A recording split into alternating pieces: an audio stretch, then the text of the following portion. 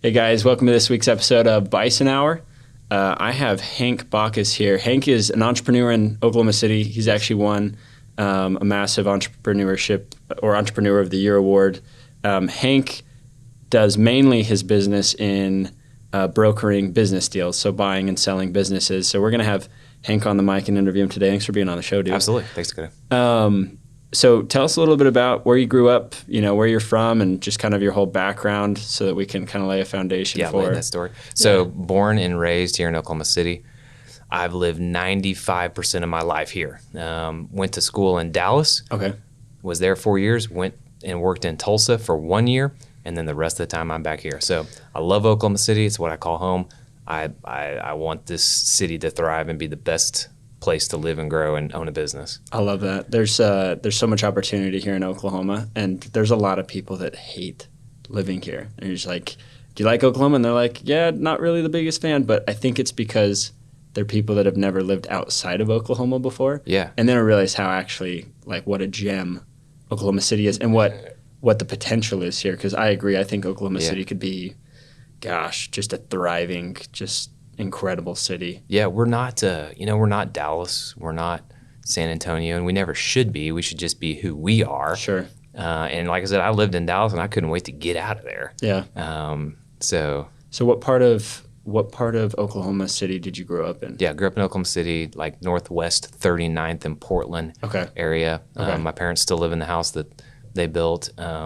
And my journey is, I do business brokering, business valuation, commercial real estate now, but that wasn't my intention. Sure. That's not what I wanted to do when I grew up. Yeah. It's the path that I've, evolved into. I actually went into family business. Okay. So my family owned a lumber company, a hardware store, a home center type business, and ended up selling that business when it was 92 years old. The company that bought me was actually 117 years old. So we'll rewind that real quick. So grew up in Oklahoma City, and your parents own, lumber company, hardware store, all of that. At what age did they turn that business over to you? They're like, hey, son, this has been in the family for, you're now the fourth generation I was the to fourth own it. Generation, Jeez. Yeah. Here's the business. Yeah. And then you turned around and sold it. Yeah, so the long story and a short version is, so my great-grandfather started the company, and he followed the oil business in Oklahoma. So he sold rig timbers and oil mud to the booming oil business in Oklahoma. Gotcha. Well, then my grandfather came in and changed it into being a home center, where he would open up these actual physical brick and mortar stores and instead of just moving with the oil field. So then my dad came in and made it into more of a farm and ranch kind of DIY store. Sure. And that, did him well.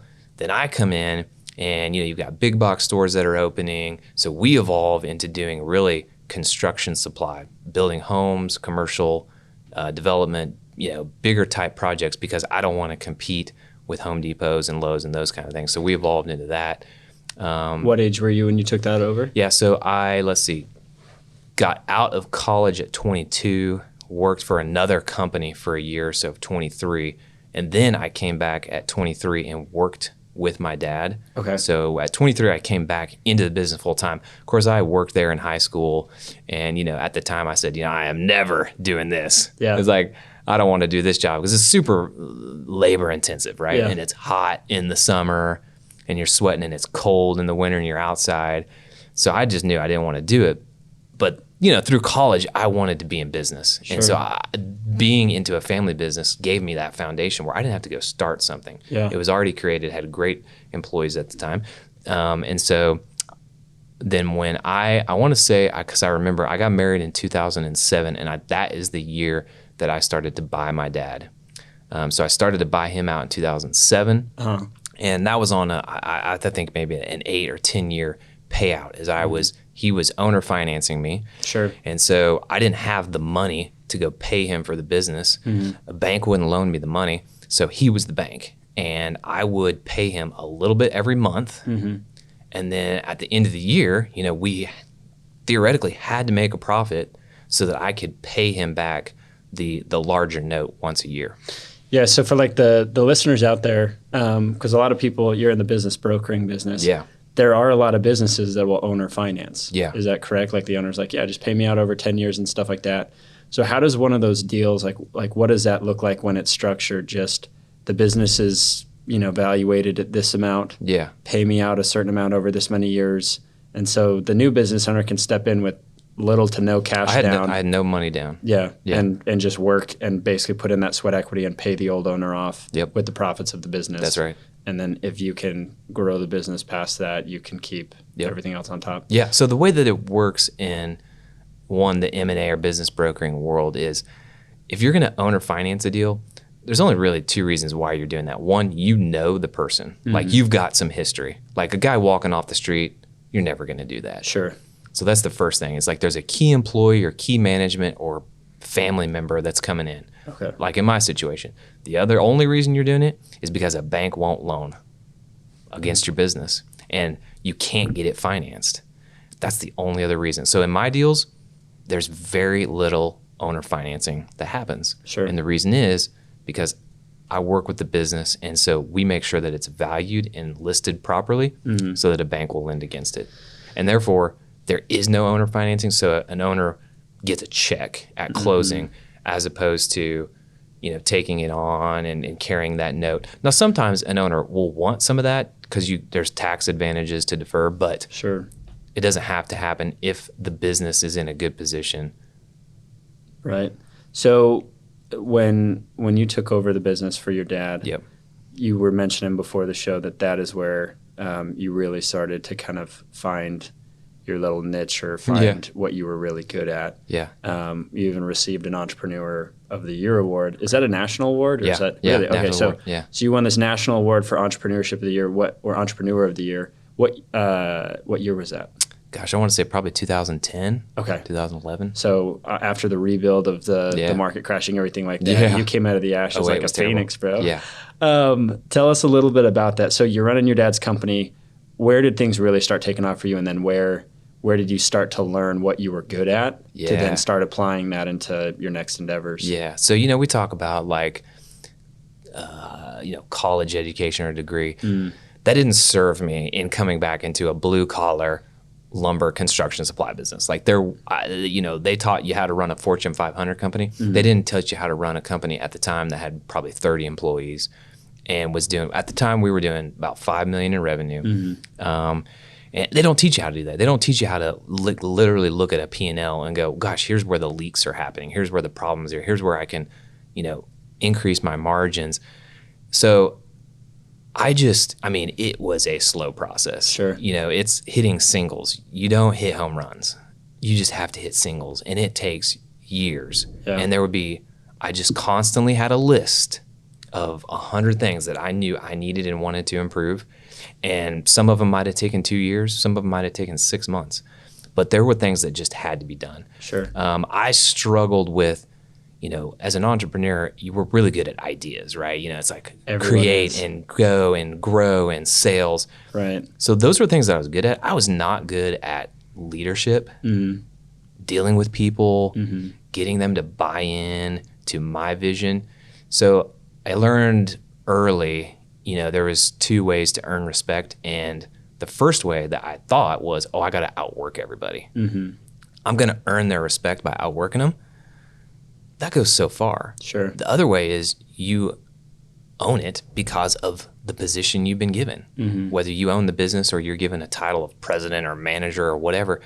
So there's 2 ways to get respect. You show them how you're going to work, and you just own it. Yeah. And when I realized, I can't earn everybody's respect, but I'm in this position for a reason, you just got to go with it. And you will, as an owner, come up with ideas that people think are the dumbest, worst idea, but it's your idea. It's your baby. You have to believe in it. And if you can get them to buy into it, then man, you've won. And that's the hard part that I really struggle with, getting them to buy into my vision. The idea and getting them. Yeah. I think when it comes to growing an employee labor force, I've been part of, a company that's really good at helping every employee grasp the vision. Right. And it's insane the exploding growth that can come from that. But if that's not your forte and your niche, it can only take you so far with Totally. however. You know, I learned the hard way, like, there's a saying that a leopard always has spots. Mm-hmm. Okay, so what that means is it's really hard to change people. Sure. Really is. And I'm not a therapist. Yep. I'm not going to work with you through your problems personally to get over that. So a leopard always has spots. I thought in the beginning I could overlook certain character traits in a hire and hope that my being nice to them and cultivating them would work through those problems. Doesn't work that Doesn't way. work. No. Leopard always has spots. And so I just realized, like, look, there's these certain characteristics that are deal breakers. Mm-hmm. And if they have those, it's not going to work for our culture. Yeah.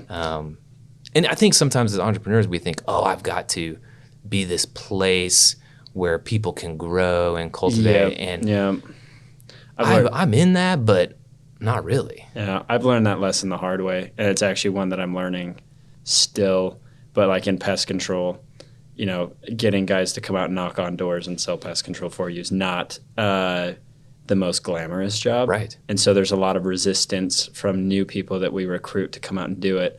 So sometimes the more humble and willing people to come out and do this job have a lot of weaknesses and tendencies that originally I thought I could work out of them. Or originally I thought it's like, hey, and for some of them, to be honest, you know, I'll credit to them. Yes, like they did want to take the next step in their life. But for some, it's like a leopard doesn't change its spots. And it has cost me, I want to say it's cost me millions for hiring the wrong people and having them part of my organization for so long, just trying to overlook their inadequacies, overlook their weaknesses, overlook the destruction they were doing to my business. And it's so interesting. As soon as you get rid of them, as soon as you cut them, the stress goes away. Right. And it's like, how was I operating a business with these people for so long and not even aware of it? And we're going through a similar lesson with my tow trucking company. We just had to fire all of our employees because my business partner running the business, same thing, wanted to be everybody's friend, wanted to be nice, wanted to be, you know, caring of their needs and everything like that. Well, the problem is if your employees don't respect your authority or anything like that, they start to take advantage of you. Mm-hmm. And what started to happen with us is our tow truck drivers kept making all these mistakes, which cost us a lot of money. And we just cleaned house. We had to let go of literally every single driver that we had, and we're hiring the right people to come on board now. Right. Because, yeah, you can't do that. And that's a very important, just for the viewers out there, that's a very important lesson to learn as an entrepreneur with your employees. You have to find the right people to hop on board early if you're going to expect your company to grow at the rate that you're expecting to grow at. If not, you're just setting yourself up for setbacks. Yeah. You know, the reason A players leave your company is because of C players. Yep. And if you don't, and it's always funny when you like get rid of that C player, you know, then everybody starts coming out of the woodworks and go, oh, they were so bad. Did you know what they were doing? Yeah. And you're like, you didn't tell me about this? Like, this has been going on? Yep. I've been through this exact and scenario. It's like, you got to be kidding me. Like, if everybody was seeing it, why didn't I see it? Yeah. And normally you do. You just got to go with your gut and you go, gosh, the question you always got to ask is if you had to do it over again, would you rehire that person? No. And 99.999%, it's no. Yeah. And one time I fired my top salesman. Yeah. Generating millions in top line revenue, but was an absolute nightmare. Yeah. And terror. Yeah. And it's like, gosh, man, we're going to lose these sales. And I was just debating and debating and debating. And then you just got to rip the Band-Aid off. Yeah. And is it initially hard? Yeah. But that's just a short-term problem. Yeah. You fix the long-term. It's gotten better. And same thing, I've literally fired 3 to 5 of my top producers over the last 2 years. And it's insane the difference that it's made in my business in the better. Right. So I totally understand. It's interesting sitting down with all these entrepreneurs, right, how literally the same problems that you guys mentioned are the same struggles you have to overcome. Yeah. They're the same struggles that all of us are going through and stuff like that. So I love connecting. So you're part of your dad's business. Right. Going back to that, what was the niche there? Where were you able to, one, get recognition for your entrepreneurship award, but what were you doing in that company to really start turning the gears to make it good? So the business is super blue collar, right? And when you think about a house that's being built, literally houses have been built the same for 100 years. There's no difference. It's not like a tech company where you're creating these new apps and things are changing. It's like there's a foundation of concrete, studs go out, roof goes on, insulation, drywall. I mean, the same thing. Right. And so it's a commodity. So what that is OSB, lumber, plywood, all that stuff is traded on the Chicago Mercantile. It's a number that's traded. So I don't set the price of plywood. The market sets it. So if the market says it's at $10, man, you hope you bought it for $8 and can sell it for $10. And so it's a commodity. It's traded. So you can't take advantage of being like, oh, I'm going to buy this better and spread out my margins. So you have to differentiate yourself. You've got to do something different than everybody else. And so when I came in, I just looked at one, we didn't have financials. We didn't have P&Ls. We didn't have inventory. Like we had no idea. Like it was a fourth generation business that was slapped together for it was it was doing what it was doing and it was good at the time, but like no tracking, nothing. And so I was like, well, gosh, how do we even know what we're doing if we can't track and check inventory? So took years to get that up and running, a point of sale system and inventory and cycle counting and blah, blah, blah, stuff that's so boring. Yeah. But you have to do it. So that was like step one. We got to know what we got. What do we have to sell? Just in time inventory. Make sure that we're stocked up so that when somebody wants to buy it, we've got it. And then it was just being creative and taking ideas from any industry and applying it to my business. So yeah, give us some examples of that. What ideas did you take and apply? Yeah, so I remember the first time I took an Uber ride, right? So you download the app, and I'm sitting on my phone, and I'm watching this car icon get closer to me and closer, and then boom, it's like right there. Yeah. And I thought, oh my gosh, I want to do this with my delivery fleet. So in my business, we would get calls all the time. Where's my delivery? Where's my delivery? The builder's on the job site. His crew's there. It's costing him money. He's mad. Where's my delivery? So and then we would hang up the phone. Call the driver. Where are you? I'm lost. I'm at the gas station, blah, blah, blah. So I was like, okay, there's got to be a way around this. So there's been fleet tracking on commercial fleets forever. We had it. I had them on these GPS units on all of our trucks.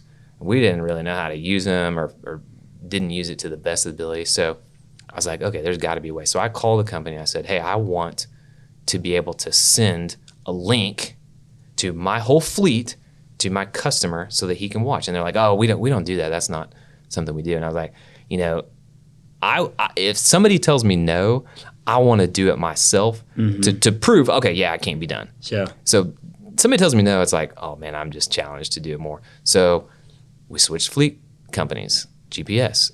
I said the same thing. I'm like, hey, here's what I want to do. Can you do it? And they're like, well, we've never done that before. I was like, well, let's walk through the scenario. So eventually we had a link that we would text the second that our trucks were loaded and going out the door to the customer, to the builder, to the contractor. And they would push the button and they would watch the truck on our GPS system that we paid for follow to their job site. So don't call, you've got the link. So, and that's like, that was something that's like, okay, that nobody was doing that. Yeah. And this is just a simple thing that I just remember the first time I took an Uber thinking, oh my gosh, this is awesome. Yeah. There's an important lesson in there that you mentioned too, because a lot of times as an entrepreneur, you're going to have to wheel and deal and go to other businesses and stuff like that. And what I think a lot of new entrepreneurs don't understand, and this is a lesson that I had to learn too, is at first no doesn't mean you have to stop looking. You go to the one company you're using and they say, nah, we can't do something like that. Like to be able to turn around and just go tell another company what you need and have them, they might be a newer company. They might need more revenue. They might be like, yeah, honestly, we've been waiting on a project. Like, let's go ahead and build something out for you like this. But it's the will to make things happen. Even when you get the first no or the second no or the third no. And it's just like, most people stop after that first no. Another thing too is businesses set their own ideas and their own rules too. Mm-hmm. It's not like we all operate like under federal law or like state law or anything like that. Like the laws are pretty cut and dry. In business, you create your own set of laws and rules, and if people want to do business with you, they have to subscribe to that. They have to be willing to abide by the rules that you've set. And what a lot of people don't understand is businesses typically can bend their own rules when it makes sense for them. Mm-hmm. So that's where sales comes in. Mm-hmm. You make it make sense for them. They're willing to bend your rules, and then you're able to get your way. Right. And then you're able to get what you need, and then your business thrives. So again, important lesson for the listeners. And again, going back to like, you talked about like what differentiates yourselves. We sold commodity, right? Mm-hmm. So anybody could buy a 2x4 anywhere. So I had to do something that made it different. The next thing I did was, okay, now they can track the trucks. Our trucks look like the ghettoest, old, dirty, like some were red, some were white, some were yellow, some were green. There was no uniformity. So I went to a local Oklahoma City vendor and we wrapped our trucks. Mm-hmm. But I didn't wrap them like the boring, like lumber delivery. Yeah. They were World War II airplane pilots with the mouth and the teeth and the eyes. Mm-hmm. And you could not see those things. They're showstoppers. Driving down the road. Did they have anything to do with lumber? Heck no, they didn't. But they were a huge attraction. Yeah. And then we would do in like the local newspapers, like before social media viral stuff, we would say, hey, if you are a young kid and you see one of our trucks, take a picture of it and submit it to us and you can win a prize. So we were creating in the communities a desire for the young kids who were going to be my future customers to be looking for our trucks. Let's talk about this too. So you have young kids sending in photos, and again, this is before social media. I think a lot of times entrepreneurs are held up on the fact that they think that their idea won't get as large or as big as it could be initially off the bat, so they don't even try. Yeah. And at the time, you're not trying to reach a national demographic of customers to drop ship them, whatever.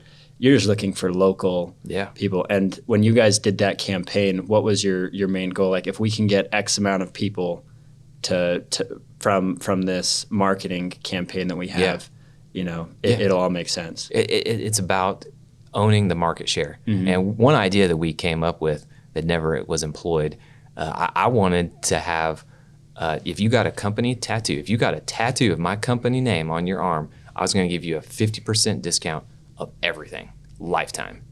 And I couldn't quite get the attorneys to sign off on this, but it was something that I was dead set on. Yeah. I was like, this is something that I want somebody to have a tattoo of the company name that gets them something. And so, there would have been people to do it.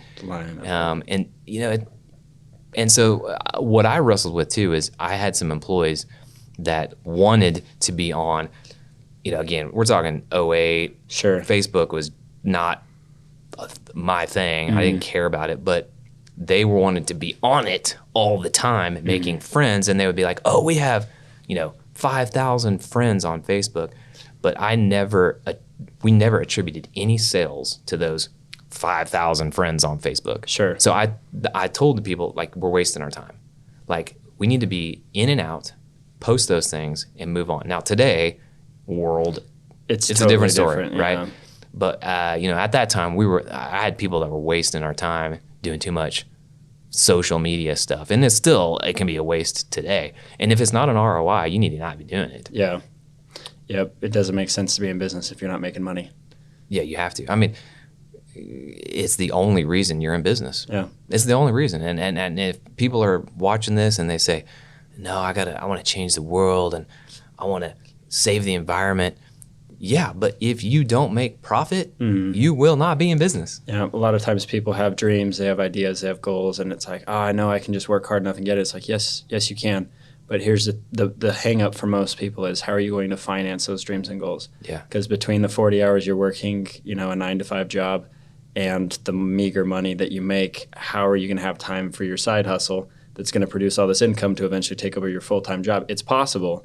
You just have to understand that you need the capital to do so. Yeah. And that doesn't come without turning a profit. Yeah. That's why it's important for businesses to make money. So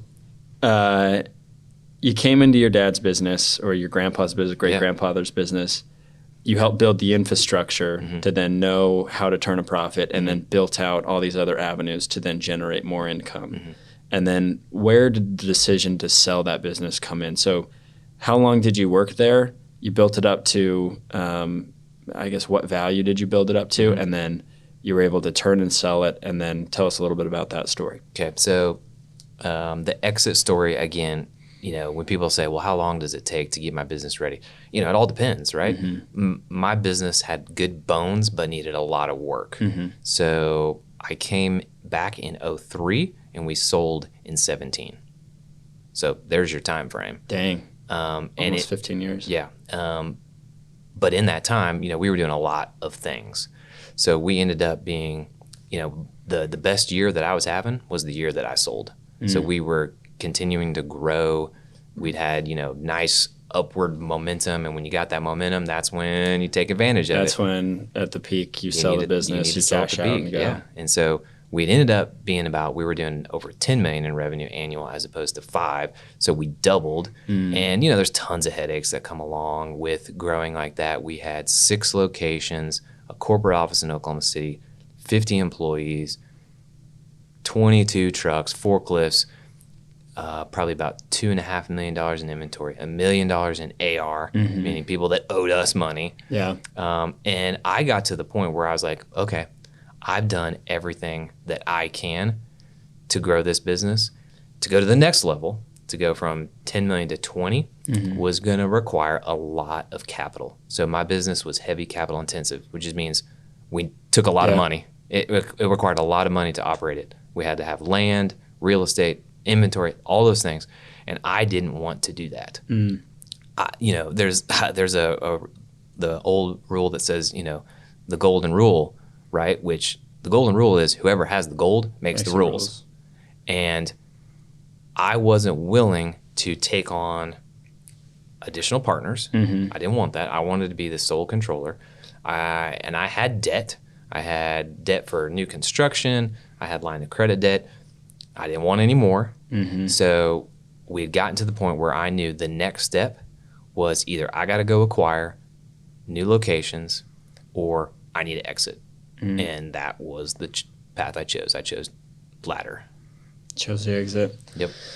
So tell us a little bit about that. When you sell a business, is it just money hits the account the next day and you're like, man, I'm free. I just walk away from this. Or was there a period where you had to kind of help the new owner come in and learn the business? So it depends. It depends, right? So there's 2 ways that that's going to happen. One is if you own your job and you work in the business and you are critical to the business operating, you are not going to get to walk away when the business is sold because you're critical. Like you're buying a cash flow. And if those relationships are built on you and you think, oh, I can sell this and hand you the keys and nobody knows you, it's not going to work. And so as an owner, you've got to realize you are the business. Right. And so you got to go with it.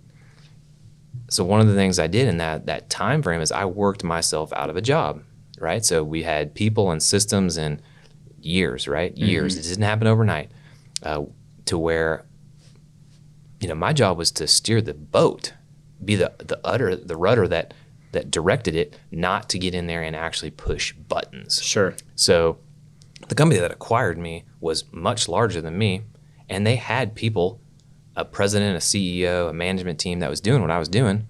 Guess what? I'm not needed. Yeah. So I got the check and I got to be done. Sweet. I was done.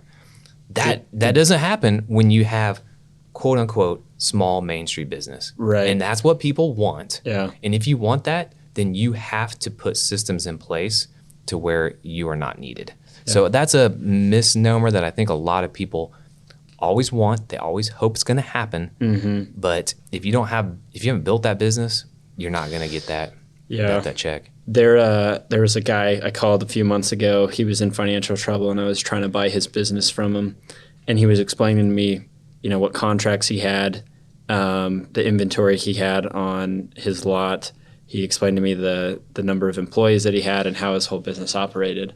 And just listening to him, I was like, I know you think your business is worth this much. Yeah. But it's not worth anything, actually, because if there's no cash flow coming in, if there's, meager margins, all that stuff, and you don't have really any processes or systems that help you scale out, there's not much you can do. You'd be better off bootstrapping it and starting from scratch. Completely. And that probably happens a lot more than not. People come to you and are like, my business is worth this much. And you're like, actually, this is not what people look for. Totally. And so I'm sure there's a lot of coaching on your end that teach Yeah. people like, hey, you got to build the systems and the processes and the people before somebody's going to want to buy this thing. Yeah. Because if not, you're just handing them a steaming pile of crap. So. And the fun thing about what I do is like I get to see behind the curtain of a lot of the Oklahoma City businesses. Yeah. And you look at these businesses and you admire them and you think, oh, the grass is greener on the other side. But as you peel back the curtain and you see their financials and they're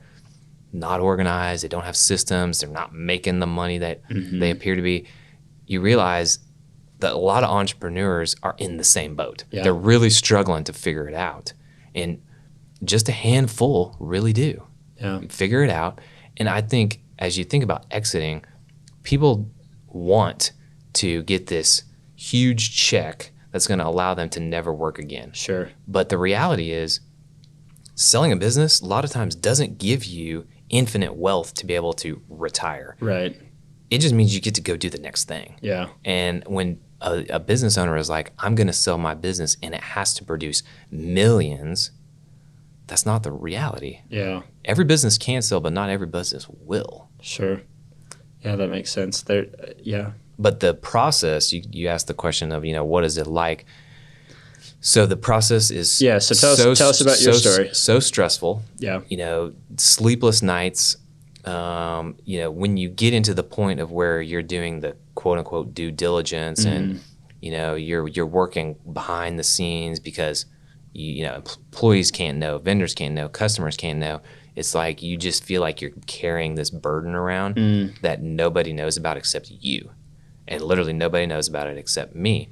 And it was so stressful that if it hadn't have gone through, I would have probably just handed the keys and said, here, you can have it. Because you didn't want to deal with it anymore. Because you're so vested and it is so complicated of a situation. There's back and forth and there's things that you care about that they don't and vice versa. And, that's where I just started to do what I'm doing is because it's such a debauchery of unorganization that, 50% of all deals that have an agreed upon price fall through. 50%. 20% of businesses in the small Main Street market actually sell.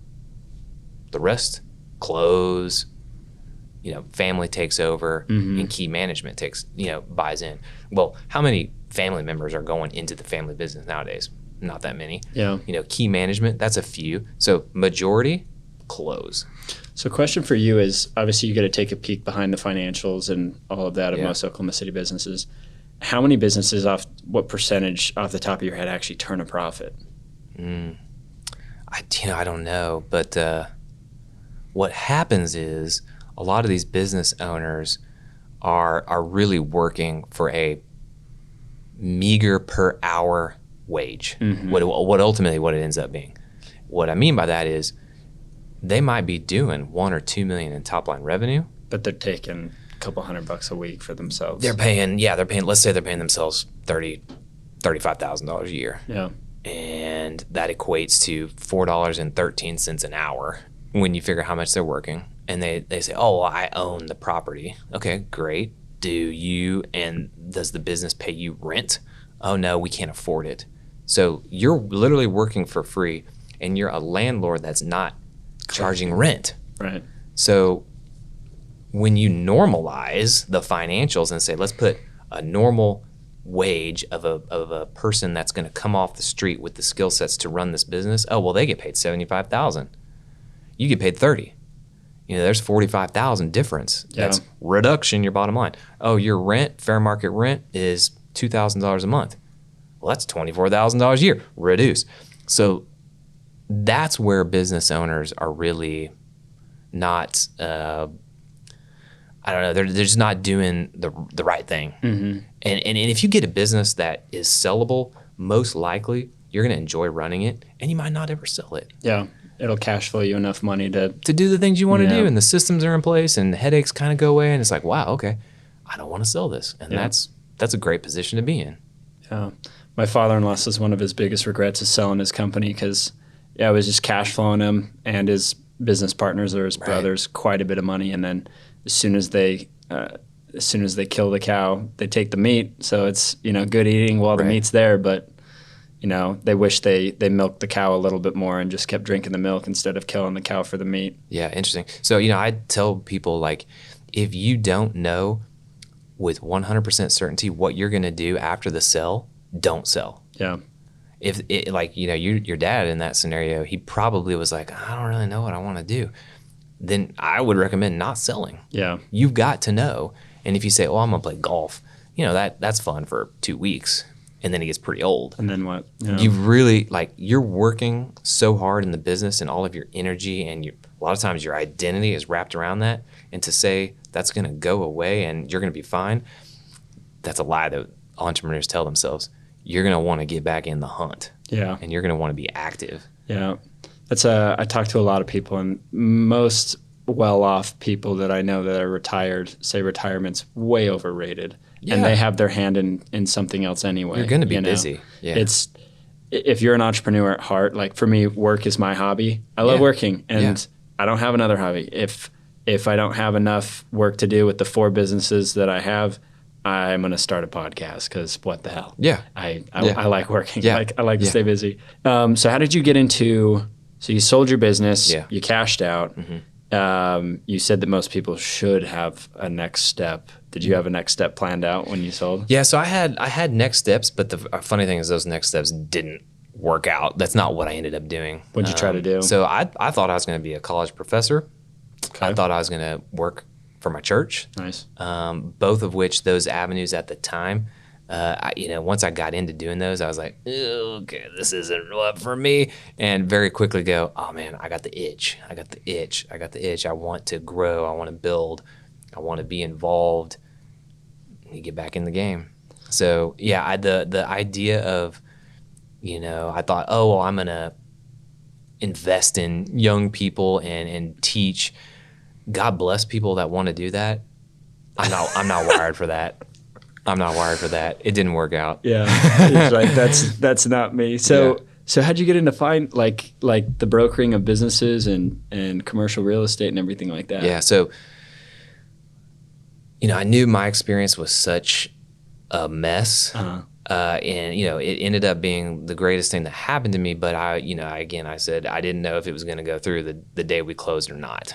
So I wanted to create a system. Again, I'm not going to reinvent the wheel. I'm just going to try to make a better mousetrap. So I said, okay, here are things that I struggled with in selling my business.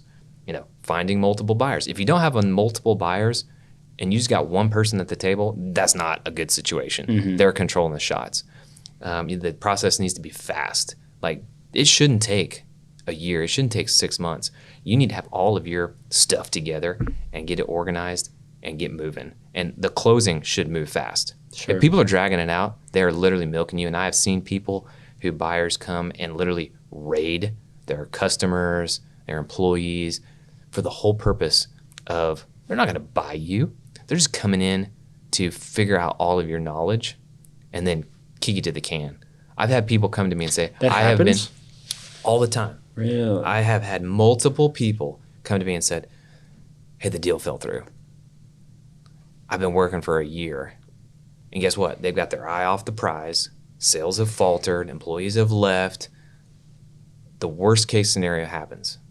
So what I do is I was like, look, I have to bring multiple buyers to the table for my sellers. Because then if something does fall through, I've got backup plan number 2, number 3, number 4 ready. And so I vet the buyers. So I don't remember what the question was that was leading to, but where I was going. But so I knew that I needed to do a better way. And I wanted to use systems technology, kind of like with the Uber driving and things, to be like, okay, how can I create a marketplace to be the best business brokering in Oklahoma? So figured out systems, figured out a way to do that better, faster, more efficient. Then I was like, well, I want to sell the real estate in addition to the businesses. So I was like, I got to become a real estate agent. So I became a real estate agent, sold property, sold business, sold commercial property. Now I'm a real estate broker. Sure. Then I was like, well, I need to be a certified appraiser. I need to be able to do business analysis and value these to where I can stand behind the pricing. So now I'm a certified business analyst and appraiser. So those are the 3 pillars in my business. And now I use technology in a way that allows me to market the business as effectively and efficiently as I can, set and tell a good story, and connect buyers and sellers together and get deals done. So it's basically trying to figure out through the problems that I have and have seen how to fix those and help my clients. And so people say like, oh, well, you're expensive. Yeah, I am. I am expensive, but you're going to get what you pay for. Yeah. And if you want a deal to close, then come and work with me. If 0% of $1 million is 0. Yeah. And you can think your business is worth $1 million and you can think you're going to go get that. But until you get a deal and a check slid across the table, it's worth nothing. Yeah. You can't spend what you don't have. I tell my sales reps all the time, it's like, listen, people like buying from winners. Yeah. And if you don't portray that you're a winner to somebody, why would they want to buy from you? They don't want to buy a loser. They don't want to buy you. Right. Because of the way you present yourself, because of the confidence you have and stuff like that. And like you said, why are you so expensive? Because your business is going to get sold. Yeah. With me, it's going to get sold. Right. Which is, and I tell a lot of people, I can't help you.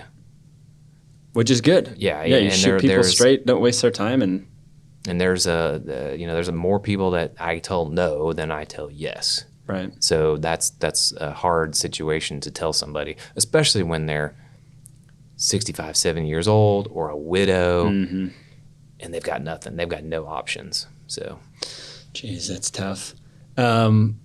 Question for you: How does brokering a business go down from start to finish? Like somebody, let's say, for example, me, I come to you and I say, hey, I have this business to sell. And let's just say that it is sellable. And you were mentioning earlier, like only 20% of businesses are actually sellable. That's it. So let's say that I'm a 1 out of 5 chance that this business is sellable. So come to you, business is sellable. What's the process from there? Yeah. So the process is, hopefully, before ever coming to me, you've read, studied, learned, there's customer concentration, employee concentration, vendor concentration, systems in place, margins. There's a book called Built to Sell, right? It's a great book. If you want to sell your company, you need to read that because it talks about here's the things to think about. So hopefully somebody's done some of that work, right? Then you come to me and you say, hey, and say you're one of the 5. So my process is mapped out. I have systems. We check the boxes as we go. We start with sitting across the table from each other just like this and making sure that we're a good fit for each other. We work our way down to closing table and passing the check across the table. So we go through, there's probably 45 steps that I have created that we have to follow to get the deal done. Within those 45 steps, there might be 10 sub-steps under each one, but I control the system so that it happens and flows the right way. So first you're going to do is you're going to gather up 5 years of financials, P&Ls, balance sheets, tax returns, depreciation schedule. You're going to send that to me. Then we're going to sit across the table. I'm going to interview you because in an appraisal situation, you've got to know about the internal, external factors that affect the business. Where is the risk? Every business has warts and scars. Tell me about them. Do not fabricate some story that you are the world's greatest business because it's not true. I don't believe you. So every business has warts and scars. Tell me. Yeah. Tell me. I'm going to find them eventually. Don't lie to me. Yeah. And when business owners hide the truth and they don't tell me the truth, I will not work with them. Yeah. Because what are you going to do when you're selling a product that you know nothing about, or you're giving a customer false information when you're trying to sell? And I've seen it numerous times of fabricated numbers or like, oh yeah, we've got this lawsuit pending and it's going to wreck our business and we're going to lose 50% of our customers. Or yeah, this one guy is 80% of my business and I ticked him off and he went away. Well, yeah, last year's revenue shows him there, but you didn't tell me. So anyway, that you got to just be straight up and honest because it's got to be win-win for everybody. All right. So we get the financials, then we do an appraisal, and we start from there. Like, I will do an appraisal on your business, and that is going to come up with the most probable selling price. If then you agree to that price, my guarantee is within 6 months, we will have an offer for your business, or I will write you a check for the appraisal, and you can be done. So how do most businesses purchase, when you broker businesses, what percentage of people are buying businesses that are actual individuals compared to business owners? So say that question again. So how many businesses are purchased by other businesses versus how many businesses Great. are purchased by individuals? Great question, and I've actually studied and we looked at what we've sold. In my company, if a business sells for $500,000 to $750,000 and below, $750,000 and below, 80% of those buyers are first-time buyers. Cool. 80%. So people that are just like, I'm not going to start a business, I'm going to go buy a business and work that. That's right. If it gets to be a sale price of $1 million and above, $1 million to $5 million, then you get into like 20% are first-time buyers. 60% are strategic buyers, so they're in the business Of acquisition. Yep, and they're wanting to grow. Like they own a pest control, they need another one geographically. Then when you get to like 10 million and above, that's a whole different ballgame. That's investment buyers, that's private equity firms, that's PE firms, and everybody talks about that, but most people aren't going to sell to that. You have to have a unicorn of a business to have that make sense. Yeah, you got to do $1.5 million in EBITDA pre-tax profit. $1.5 million. That's pretty rare. Sure. And if you've done that, kudos to you. Yeah, that's a good business. It's a good business. Yeah. So how long have you been in business with the brokering and the real estate and everything like that? So started that in 2018 and then evolved and added the real estate, evolved and added the appraisal. So now here's where we are today doing all of those services. We also, we'll market a business, meaning like, I was telling all these business owners, no, I can't help you. No, I can't help you. We'll do an a la carte service where it's like, hey, you're going to pay me a one-time, very small fee. I will market your business through all of my channels, but I'm going to send you all of the buyers and you're going to deal with them. And that's what you get.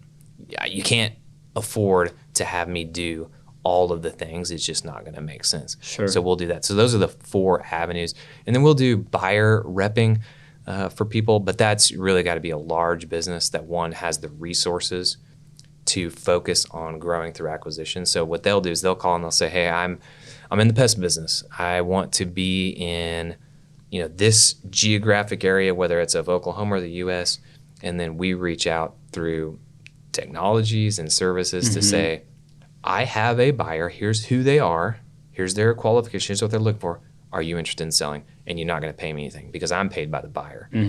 So we'll do those. Those are the avenues of work that we do. Just kind of going on the hunt and finding people that want to sell their businesses. Go on the hunt. And so what I've learned is like, okay, I can do this one-on-one. Like I can pick up the phone and call.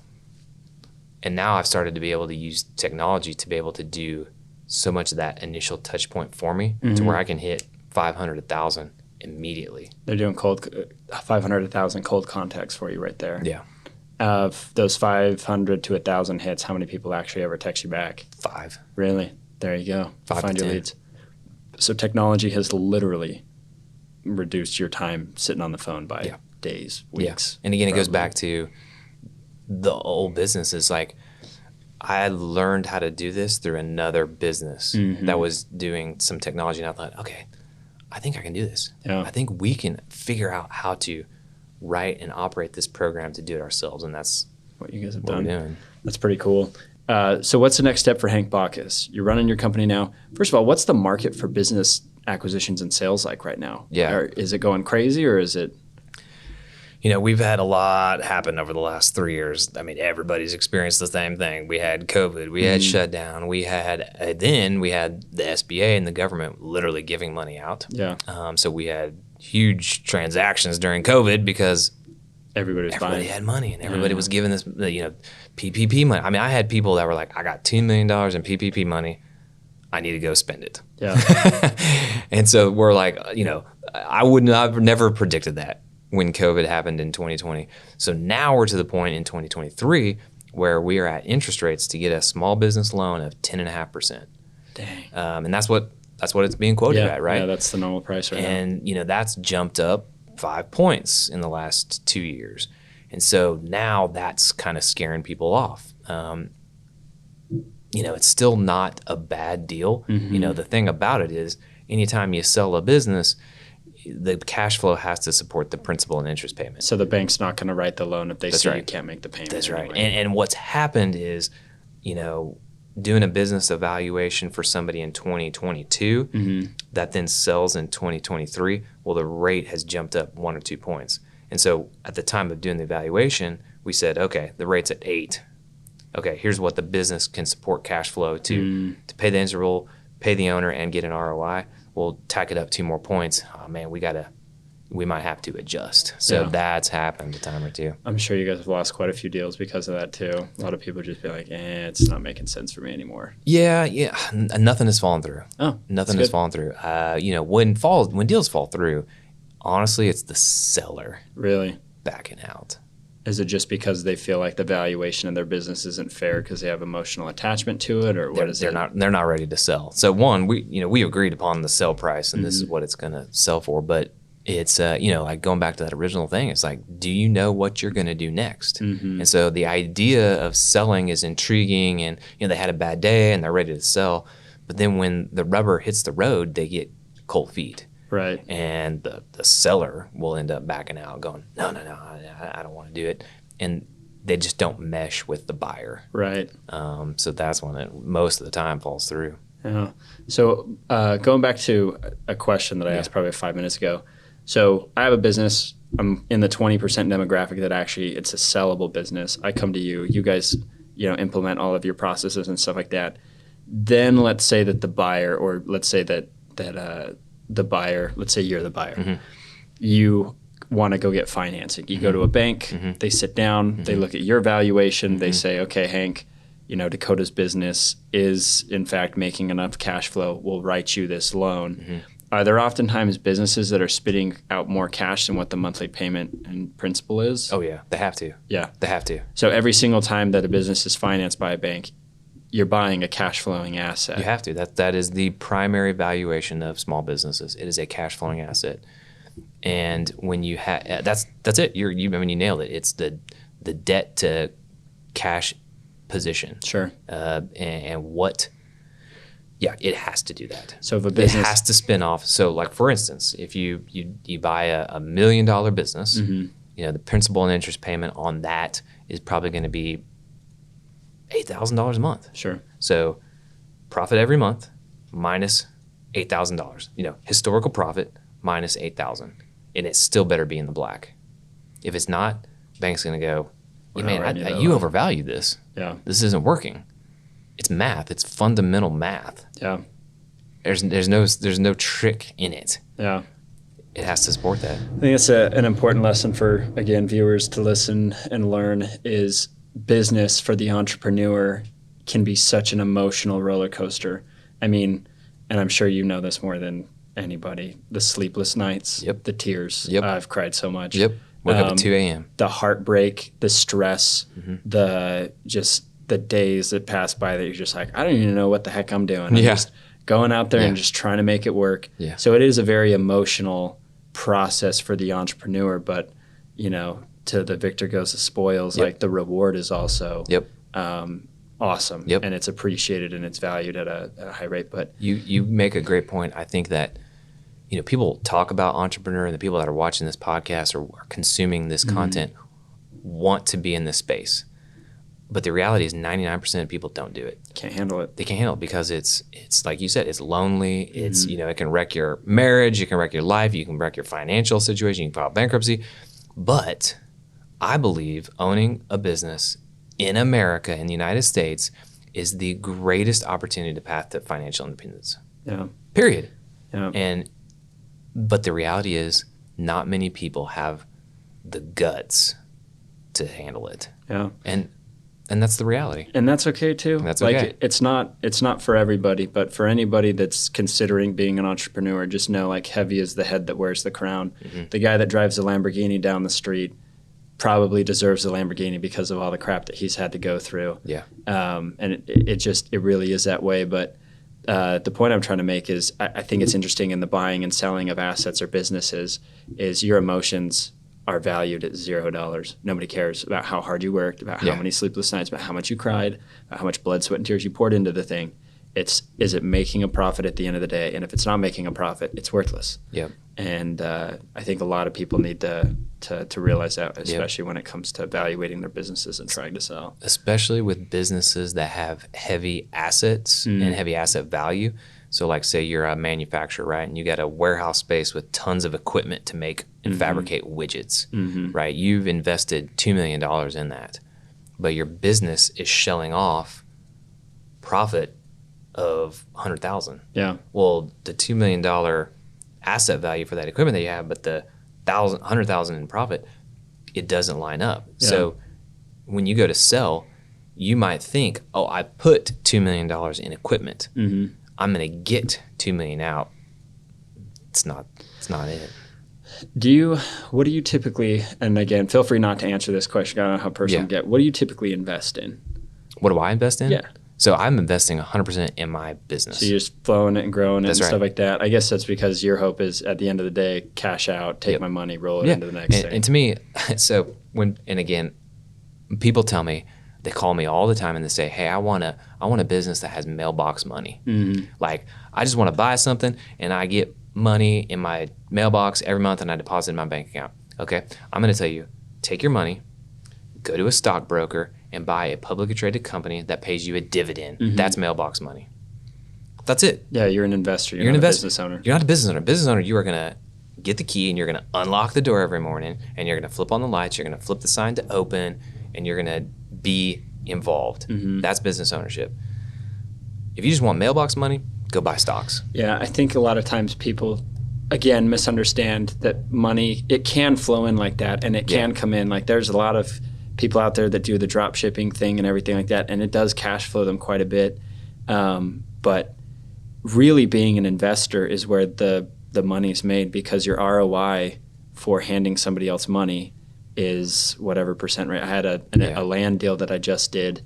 I put in $30,000 to buy some land, and my brother-in-law is the real estate agent there, and he divided up the land and was selling it and stuff like that. But he came back to me and said, like, hey, you're going to get your 30 grand back, and I made you an extra 15 on top. I gave him money in October, and I'm getting a check now for 15 grand. I didn't have to think or blink or lose a wink of sleep or anything about it, and I just made that money.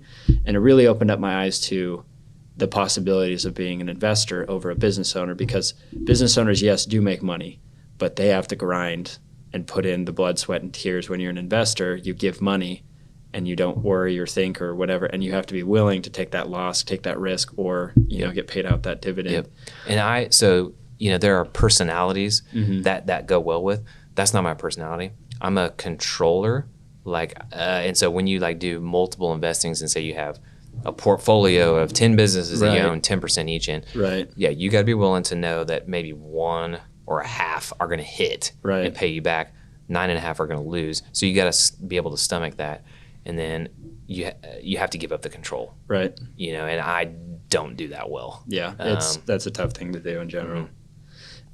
So what's the plan? What does the next 5 years look for you? Yeah, so we're going to just continue to grow, and we're going to be the absolute best at what we do, and be the market leader.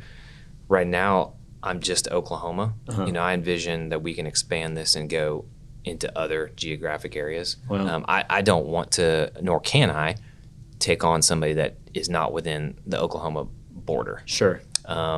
Just for time. Yeah. My time is my biggest resource that I don't have enough of. Yeah. So we're creating the systems and the policies and the procedures internally to be where I can turn that out faster. And I like creating these dreams and these opportunities for people that might not have ever thought selling was possible. Yeah. And by doing that, job well done. I want to sell a business today and sell it 10 years, 15 years from now. Yeah. Because the buyer trusted me to help them buy it. They've done what they needed to do. Now they're ready to exit. Guess what? They're going to call me again. Right. And I've earned that trust. My reputation is what I live on. Mm-hmm. I live and work in Oklahoma. So therefore, this is where I'm going to do business. And so I can't stab anybody in the back. You've got to do the right thing the next time, every time. And when I do that, then the rest will fall into place. So for business owners that live in Oklahoma, considering selling their business sometime in the near future, what advice do you have for them right now? Read the book, Built to Sell. Okay. Reach out to me through my website. I will send you multiple documents that are going to tell you, hey, here's how an evaluation is done. Mm-hmm. Here are the things that we're going to look at. Mm-hmm. And here are things that you can do right now Mm-hmm. to get your business in a position to sell. So ask questions. Ask questions of experts that have done it. I would say that would be my advice. Just find expert help, expertise. And a lot of prepare times, that like, process. I'm more than happy to talk to people about that, right? So Right. a lot of time of my day is just that. You know, if I get 100 people that call me in a month and say, hey, I'm interested in selling, I'll have conversations with probably 50%. 50% you're just kicking tires. Yeah. 50% I have a conversation, but of those 50%, then only 2 or 3 actually go through the process of selling. So the 48% are wanting to know, wanting to learn, and then when I tell them and I show them and I give them the resources, they go, I'm not there. So I want to put them in a position to know, and then I want to introduce them to people that can help them. That's awesome. That's not me, because I'm not going to be that person. You're not going to be the guy that fixes the business, Nope. but you'll be the guy that tells them it needs fixing. If you could go back, let's say, how old are you? I'm sorry, Hank? 42. 42. Dude, if I look, look like you at 42, I would be, I got 4 kids. bro, you're a smoke show. Look Oh at my you. gosh, 42. Dang. I have a 13-year-old down to a 1.5-year-old. So we got kids from the span the whole thing. It is crazy. I'm sure it is. But if I looked like you at 42, Oh my same thing. gosh. I'd be flying No, high. I'm so old. If you could go back 20 years to yourself, you know, or let's say to when you were a kid, and give yourself any advice, looking back on all the years and all the experience, business-wise, life-wise, what advice would you give to that person? Man, so I'm speaking to myself here. I'm looking in the mirror. I would say, 1, you know, you're good enough. Yeah. You're good enough. Because as an entrepreneur, we're hardwired to think, I'm only as good as my next achievement. Mm-hmm. And that's the way that I've lived my life. Yeah. Whether it was with sports or with business or life or family, it's constantly thinking I have to one up the last deal. What do you think that is? Because I feel the same way. I I never think- feel like what I do is enough, and I feel like I always have to take on more. Where does that come from? You know, it's got to be as we're raised, right? As a kid, and I've got the greatest 2 loving parents in the world. I could not have asked for better parents. Yeah. And I just think I learned, in order to get their love, I've got to do. I don't know. I'm just making this up, but I think, and so that's the life that I have lived, and I still live this today at 42. It's like, what's next? What do I do that I can one up the last deal? So I would say, you're good enough. Yeah. And then I would say, be careful with the people that you quote unquote get in bed with. Be careful with your partners. Be careful with the people that you choose to lock in and do business with. For 2 reasons. 1, that's your reputation. If they do something that can drag you through the mud, you know, I always said, you know, I want to be able to lay my head down on the pillow at night and know that if they're going to report about me in the news, it's going to be good. Yeah. And then 2 is just, as you think about partnership, you know, the only ship that sinks is partnership. Yeah. It's hard. It's hard working with people. And so being careful who you take on as a business partner, because my dad was very successful with his business partner. I chose the path of no business partner. I'm just speaking to just a few people, and that would be my advice. Hank, thank you for coming on the show, man. Good stuff, Dakota. I really, really appreciate it. You've been one of the more enlightening guests that I've had as far as like into the financial space of business and everything like that. But It's fun to talk about. it's awesome. If you guys have the pleasure of meeting Hank, if you guys are looking to sell your business in Oklahoma City, he's definitely the guy to hit up. Just my first impression of Hank when he walked in the door this morning was like, this guy is put together. And another thing too that I noticed about you and our last guest, Michael, and you know our last guest, Jimmy, is you have the fire in your eyes. There's like, I got to keep growing. I got to keep building. I got to keep getting after it. There's excitement. And so I'm excited for you and your endeavors and your future and everything. Yeah. And I wish you the best, man. Yeah. Thank you. So thanks for coming on the show, and we appreciate you.